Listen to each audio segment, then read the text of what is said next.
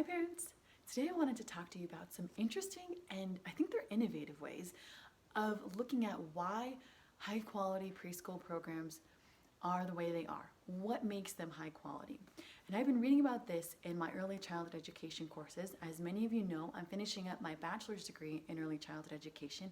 I have about 1 year left and I'm still fascinated by all of the new knowledge that I can acquire even after studying this field for so very long, even after working with children for well over a decade. I still learn something new. And I think that's a great point to make, that we are all lifelong learners.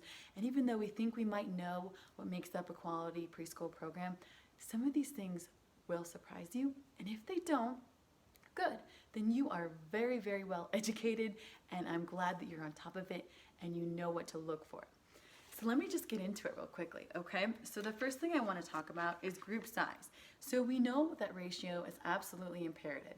We know that having a small child to teacher ratio will help that child grow in the most beneficial way. It'll lead to more growth and development, and quicker too. But there's a few other things that we may not always consider, and that's what I'm going to touch on here. The issue of group size is not simply just the need to maintain a low child to teacher ratio. It's important to keep in mind the total group size. So how many children are there all together in the classroom? And here's why.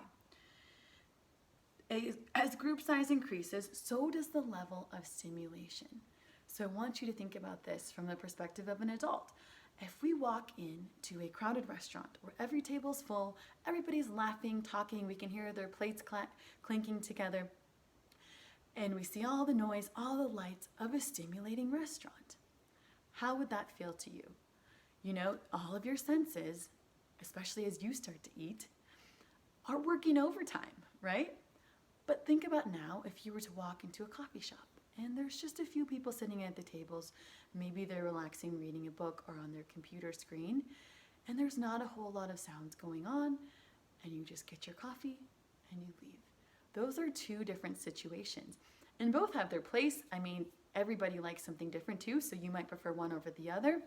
The point is, imagine if you're a 3-year-old now walking into a preschool classroom and you've never been into a place like that before.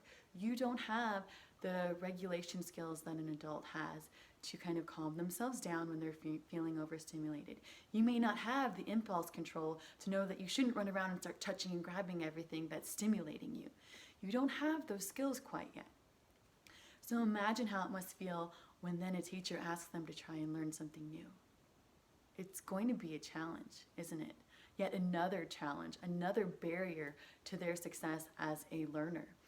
So we want to keep in mind how a stimulating environment is not always the best, okay? Overstimulation is not the best. So this can create a stressful environment for both teachers and children. A noisy, chaotic environment makes it difficult for staff to be sensitive and responsive to children's cues. So that's another one. If I can't hear your child or see their subtle cue to let me know that they're feeling upset or frustrated, it's going to be almost impossible for me to respond and offer some guidance or support or just a hug to them. So that's another reason a low child to teacher ratio is very important. Moving on, I want to discuss another thing I saw in here, which is having the assignment of a primary caregiver or continuity of care. So having a teacher your child can rely on to be there for them every single day as often as possible. Of course, there'll be situations where they may not be able to be there, emergencies, but continuity of care.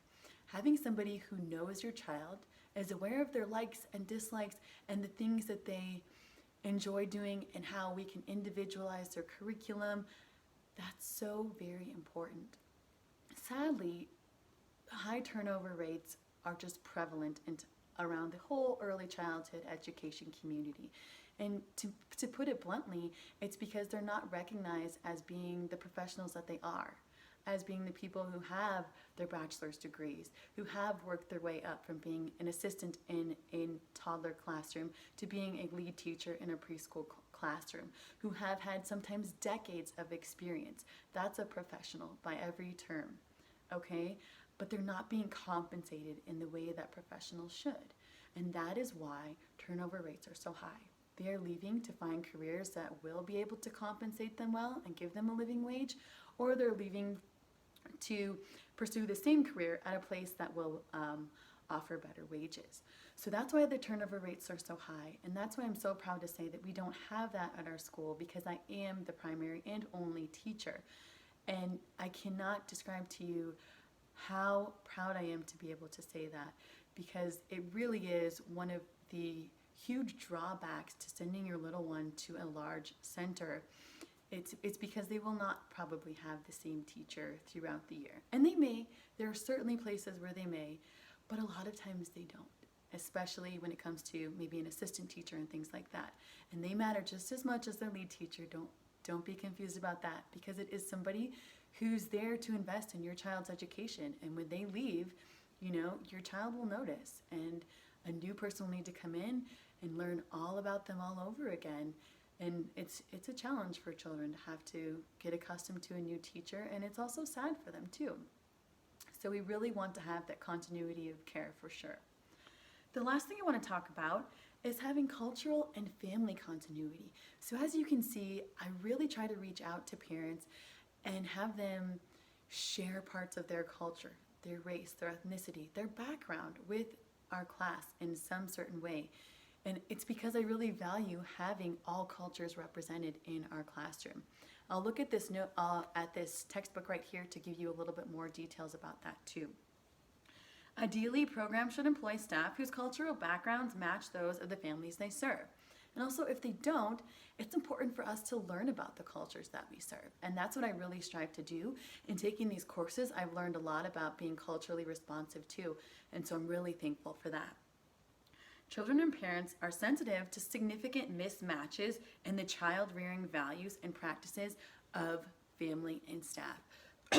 So if your child is in a family system that really values oneness, they value working together as a team, it's going to be a little bit challenging in many U.S. preschool programs, because we put so much emphasis on raising independent, risk-taking learners who will just go out and get it, go out and achieve their goals independently.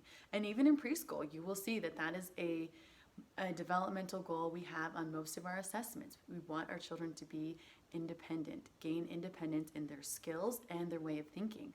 But that's not the same for every culture. And so teachers need to be responsive to that and understand that, and maybe use that as a way of reevaluating how they're assessing that child.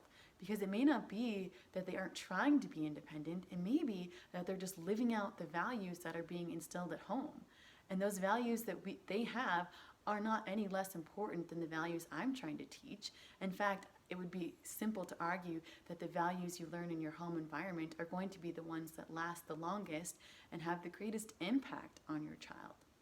So I really want to understand how your families view child rearing in general, how you view education, how you view the role of teachers in education, and the importance you put on them. So that's one way to be culturally responsive and have some continuity between home and school. And the main takeaway I think you might be noticing in that is I need that communication level to be there. So if you feel like communication isn't as adequate as you like about the culture in your home, please let me know. I will not take that in a way that, I won't take it negatively. In fact, I will welcome it. I want to know how I can improve to make our environment the most responsive and the most culturally diverse, and just to show how much we embrace everybody, because everybody is so unique, so different, and that is exactly what makes us special. So I've been learning so much in these courses. I hope you learned a few things too. I hope you understand now a little bit more and going in depth about what a high quality preschool program looks like.